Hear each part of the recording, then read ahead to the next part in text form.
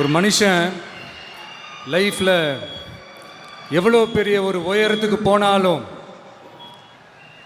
மனசளவில் சில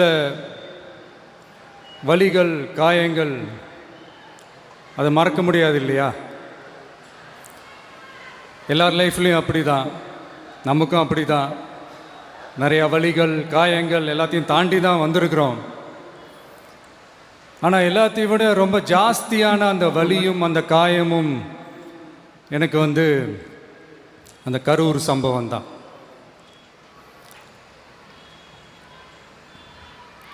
மக்களை சந்திக்கணும், மக்கள் பிரச்சனைகளை எடுத்து பேசணும். அதுக்காக தான் அந்த மக்கள் சந்திப்பு பயணத்தை தொடங்கி திருச்சி, அரியலூர், நாகப்பட்டினம், திருவாரூர், நாமக்கல், கரூர் அப்படின்னு சொல்லிட்டு போயிட்டுருந்தோம். அரியலூரில் அந்த மீட்டிங் முடிச்சுட்டு பெரம்பலூர் போகிறதுக்கு முன்னாடி அந்த பெரம்பலூர் போலீஸ் எங்களை அலர்ட் பண்ணாங்க. சரிங்க, கூட்டம் கொஞ்சம் ஜாஸ்தியாக இருக்குது, லேட் ஆகிடுச்சு, வராதிங்க அப்படின்ட்டு. So we had no choice. Police சொன்னால் நம்ம அதை ஒபே பண்ணி தானே ஆகணும். அதே நேரத்தில் பெரம்பலூர் மக்களோட அந்த சேஃப்டியும் மைண்டில் எடுத்துக்கிட்டு ஒரு மன வலியோடவே திரும்ப போயிட்டோம். அதுக்கப்புறம் பெரம்பலூர் தொகுதி மக்களுக்கு மன்னிப்பும் கேட்டோம். அதே மாதிரி நாமக்கல் அந்த மீட்டிங் முடிச்சுட்டு கரூர் வரும்போது அந்த கரூர் போலீஸ் எங்களை அலர்ட் பண்ணியிருக்கலாம்ல.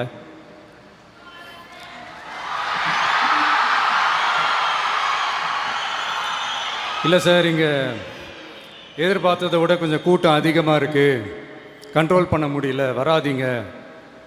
அண்ட் போலீஸ் நினச்சா அவங்க அந்த மீட்டிங்கே கேன்சல் பண்ணலாம். ஏதோ தப்பாக இருக்குது, ஏதோ தப்பாக தோணுது அப்படின்னு நினச்சிட்டாலே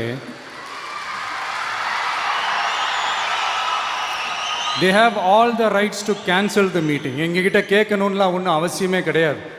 ஆனால் அதையெல்லாம் எதுவுமே செய்யாமல் அந்த ஹைவேலிருந்து அந்த ஸ்பாட்டுக்கு போலீஸே எங்களை உள்ளே கூட்டிகிட்டு வந்து விட்டு அந்த நாடகம்லாம் இருக்குது பாருங்க.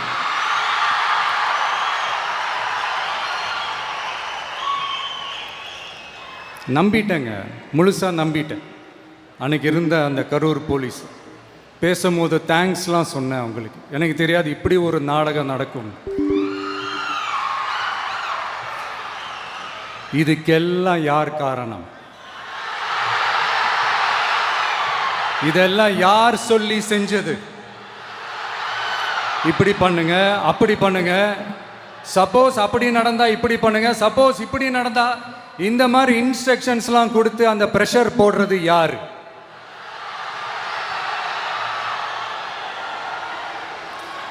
அந்த சம்பவத்தில் நம்ம யாரெல்லாம் இழந்திருக்கோம் தெரியுமா? ஒரு டிவியில் என் படமோ பாட்டோ வந்துச்சுன்னா, அம்மா விஜய் மாமா, அம்மா விஜய் மாமா அப்படின்னு சொல்லி அவங்க அம்மா கிட்ட சிரிச்சுக்கிட்டு அந்த டிவி ஸ்க்ரீனை போய் தொட்டு முத்தம் கொடுத்துக்கிட்டு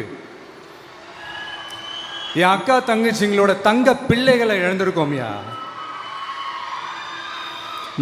மழலை கூட சரியா வராதப்போ ஒரு பேப்பர் மேகசினில் என் ஃபோட்டோவை பார்த்தா அது சிரிச்சுக்கிட்டு அந்த கள்ளங்கபடம் இல்லாத அந்த சிரிப்பு, அந்த கடவுள் மாதிரி இருக்கிற அந்த பச்சை பிள்ளைங்களை இழந்திருக்கோம்யா.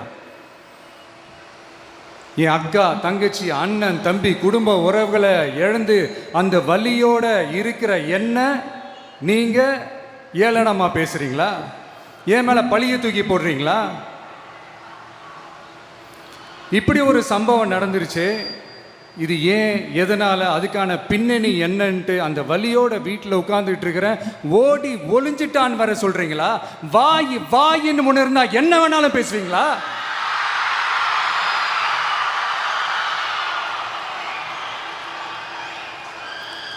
மக்களே, நான் உங்களையே கேட்குறேன், அன்றைக்கி அத்தனை க்ரௌடு இருந்துச்சு, அந்த க்ரௌடுக்கு தகுந்த மாதிரி போலீஸ் பாதுகாப்பு கொடுத்தாங்களா? இந்த இடத்தை எடுத்துக்க சொல்லி நாங்கள் தான் சொன்னோம்னு ஒரு போலீஸ் ஆஃபீஸர் பேட்டி கொடுக்குறாரு, அதுக்கு என்ன அர்த்தம்? இவ்வளோ வலி, இவ்வளோ காயங்கள் கொடுத்துட்டு பழியை தூக்கி நம்ம மேலே போட்டுட்டு அதில் ஒரு அரசியல் ஆதாயம் தேடுறீங்களேயா? இதில் வாய் கூசாமல் சட்டசபையில் ஸ்டாலின் சார் நம்ம மேலே திருப்பி விட்டு அங்கே ஒரு அரசியல் செய்கிறாரு, அதுக்கு என்ன அர்த்தம்? நமக்காக வந்திருக்கிற மக்களை காக்க வைக்கிறதுக்கு நான் ஒன்றும் ஆதாயம் தேடுற அரசியல்வாதியெல்லாம் கிடையாது. மக்களுக்காக அரசியலுக்கு வந்தவன் இந்த விஜய். எனக்காக எல்லாமும் கொடுத்த என் மக்களுக்காக எல்லாத்தையும் விட்டுட்டு மக்களுக்காக மட்டுமே அரசியலுக்கு வந்தவன் இந்த விஜய். அவங்களுக்காக நன்றி கடன் செலுத்துறதுக்காக மட்டுமே அரசியலுக்கு வந்தவன் இந்த விஜய். உங்களுக்கு தான் இந்த விஜயை பற்றி நல்லா தெரியுமே. ஆனால் நம்ம எல்லாருக்குமே இத்தனை வலிகள் காயங்கள் கொடுத்தவங்களுக்கு இந்த 2026 தேர்தலில் தக்க பதிலடி கொடுத்துட்டீங்க. ஆனால் அது மட்டுமே பத்தாது மக்களே, அது மட்டுமே பத்தாது. காலகாலத்துக்கும் எழுந்திருக்கவே முடியாத அளவுக்கு நிரந்தரமான ஒரு பதிலடியை நீங்க கொடுத்துக்கிட்டே இருக்கணும்.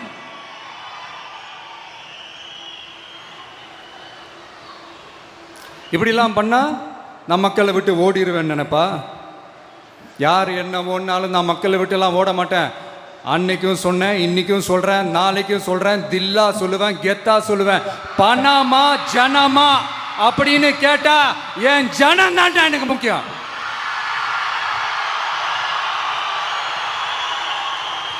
மக்களே, உங்களை விட எனக்கு இந்த காசு பணம் முக்கியமா என்ன? இவ்வளோ குறைகள் நம்ம மேலே சொல்கிறாங்களே, இப்போ நான் சொன்ன மாதிரி அவங்களால ஓப்பனாக சொல்ல முடியுமா? அந்த தில்லு இருக்கா, திராணி இருக்கா? ஒரு கிடையாது. ஆனால் நம்ம மக்கள் அமைச்சு கொடுத்த நம்ம அரசை குறைகள் மட்டும் டிசைனா மாடலாக குறைகள் மட்டும் சொல்லுவாங்க. ஒவ்வொரு டிபார்ட்மெண்ட்லேயும் அந்த பார்ட்டி ஃபண்ட், அந்த கட்சி நிதின்ற பேரில் அடிக்கிற கொள்ளையெல்லாம் இந்த தீய சக்தியாக இருக்கட்டும், தீந்து போன சக்தியாக இருக்கட்டும், ரெண்டு பேரும் மாறி மாறி இதே தான் செஞ்சிட்டு இருக்கிறாங்க. இதில் ஒரு ஹைலைட் காமெடி என்னன்னா, சட்டசபையில் பேசும்போது பார்ட்டி ஃபண்டுன்னு தான் சொன்னேன். அது எந்த பார்ட்டி, என்ன ஃபண்டு, யாரு, என்ன பேரு எதுவுமே சொல்ல. பார்ட்டி ஃபண்டுன்னு சொன்னவனை எடுத்தாங்க பாருங்க ஒரு ஓட்டம். எனக்கே ஃபஸ்ட்டு புரியல, ஏன்பா ஓடுறாங்க? அப்படி என்ன நம்ம இப்போ சொல்லிவிட்டோம்? அதான் அந்த குற்றம் உள்ள நெஞ்சுக்கு தான் குறுகுறேங்கும். இது எப்படி இருக்குது தெரியுமா? எங்கள் அப்பா பீரோக்குள்ளே இல்லை, எங்கள் அப்பா பீரோக்குள்ளே இல்லை அப்படின்னு சொல்கிற மாதிரி. ஐயோ, ஏன் கேட்குறீங்க? இவங்களோட செம்ம கூத்தாக இருக்குங்க, செம்ம ஃபன்னாக இருக்குது. சென்னையில் ஒரு பாலம் கட்டுறதுக்காக நார்மலாக ஆகிற செலவை விட அதிக செலவில், கிட்டத்தட்ட டபுள் மடங்கு செலவில் ஒரு டெண்டர் ஒன்று விட்டுருக்குறாங்க. அதையெல்லாம் தோண்டி எடுத்து அதெல்லாம் இப்போது கண்டுபிடிச்சி கேன்சல் பண்ணியிருக்கிறோம். இன்னும் எத்தனை கோடி ஊழல், எத்தனை லட்சம் கூடல் தோண்ட வருமோ எங்களுக்கே தெரில. ஒவ்வொரு முகமுடியாக கிழியுது. ஐயோ, இந்த விஜய் ஒவ்வொரு கதையாக எடுத்து வெளியில் விட்டுருவான் போலேன்ட்டு திரும்புகிற பக்கம்லாம் கதறல் கதறல் கதறல். காதலேருந்து ரத்தம் வராத குறை. ஆமாம், இப்படி ஊழல்லே ஊறி போனவங்க இப்படி தான் இருப்பாங்க. இந்த 50-55 நாட்களில் அங்கே செஞ்ச சில விஷயங்கள்லாம் சட்டசபையிலே எடுத்து சொன்னேன். பட் இங்கே ஒரு சில விஷயங்கள் சொல்லணும்னு நினைக்கிறேன். இந்த மின்சாரத்துறையில் இதுக்கு முன்னாடி போட முடியாமல் இருந்த அந்த பதவி உயர்வை இப்போ தான் எங்களால் போட முடிஞ்சுது. அதுக்காக ஒரு அக்கா அழுதுகிட்டே ஒரு நன்றி சொன்னாங்களே, அதெல்லாம் உங்கள் கண்ணில் படாது அந்த வீடியோலாம், குறை சொல்கிறவங்களுக்கு. அடுத்து லஞ்சம்லாம் ஒழிக்க முடியாது, ஊழல்லாம் ஒழிக்க முடியாது, அதெல்லாம் பிளட்டிலே ஊறி போய் இருக்கு அப்படின்னு சொன்னவங்க போய் ஒவ்வொரு கவர்மெண்ட் ஆஃபீஸாக பாருங்க. ஒரு பைசா லஞ்சம் இல்லை, ஒரு பைசா ஊழல் இல்லை. வேலையெல்லாம் சும்மா டக்கு டக்கு டக்குன்னு நடக்குது. ஒரு பெரியவர் ஒருத்தர் சொல்கிறாரு, தம்பி வேலையெல்லாம் நடக்குது, ஆனால் அதையும் தாண்டி எங்களுக்கு மரியாதை கொடுக்குறாங்க தம்பி, உட்கார வச்சுலாம் பேசுகிறாங்க. இதெல்லாம் இதுக்கு முன்னாடி நடந்ததே இல்லை. அவனை போய் பாரு, இவனை போய் பாரு, இந்த ஆஃபீஸரை போய் பாருன்னு சொல்லி அலைய விடுவாங்க. இப்போ லஞ்சம் இல்லை, ஊழல் இல்லை, வேலையெல்லாம் உடனே நடக்குது. மக்கள் அப்படி ஒரு பெருமூச்சு ஒன்று விடுறாங்க. அதை பார்த்து நமக்கு அப்படி ஒரு ஹாப்பினஸ். இதுக்கு மேலே என்ன வேணும்? ஏன் இதெல்லாம் பண்ண முடியாது? மனசுன்னு ஒன்று இருந்தால் பண்ணலாம். இப்போ பண்ணலை. அதே மாதிரி இந்த எல்என்டி நிறுவனத்தோட 18,600 crore 3 திட்டங்கள் அந்த ஒப்பந்தம், அந்த கையெழுத்து போட்டிருக்கிறோம். கிட்டத்தட்ட 8,200 பேருக்கு வேலை வாய்ப்பு. நான் சொல்கிறது அந்த 3 மாவட்டத்தை சேர்ந்தவங்களுக்கே அவ்வளோ வேலை வாய்ப்பு. குறுவை சாகுபடிக்காக 134 கோடியில் அந்த சிறப்பு தொகுப்பு திட்டம் அறிவிச்சிருக்கிறோம் நம்ம விவசாயிகளுக்காக. இப்போவும் சொல்கிறேன், நம்ம விவசாய பெருமக்களே, உங்களோட இந்த அரசு கூடவே நிற்கும். பெண்கள் பாதுகாப்புக்காக சிங்கப்பெண் அதிரடி படை, அது உங்களுக்கு நல்லாவே முன்னாடியே தெரியும். வரப்போகிற அறிஞர் அண்ணா அவர்களுடைய பிறந்த நாளில் உங்கள் அண்ணனுடைய அரசில் தாய் மாமன் தங்க மோதிர திட்டம் அறிவிக்கப்படும். இதெல்லாம் கேட்டாங்களே, வாக்குறுதி கொடுத்தீங்களே, என்னாச்சுன்னு. இந்த தீய சக்தி மாதிரி ரீல் தாய் மாமன்லாம் கிடையாது, ரியல் தாய் மாமன். எப்படி ரியல் தாய் மாமன்.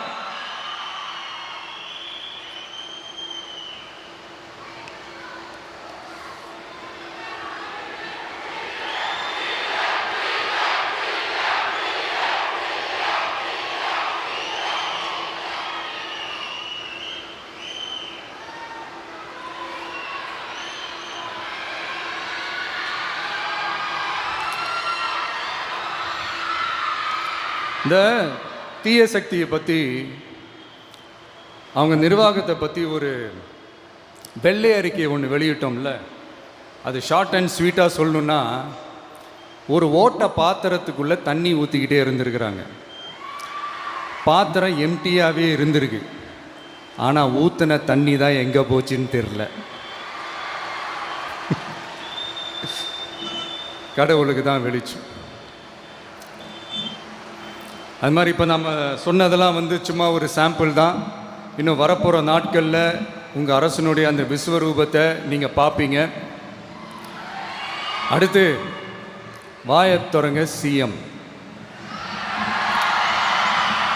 அடாடா, உங்கள் சிஎம்ஐ நெஞ்சிலேயே குத்திட்டு வந்தீங்க பாருங்க, அதெல்லாம் வேற லெவல்.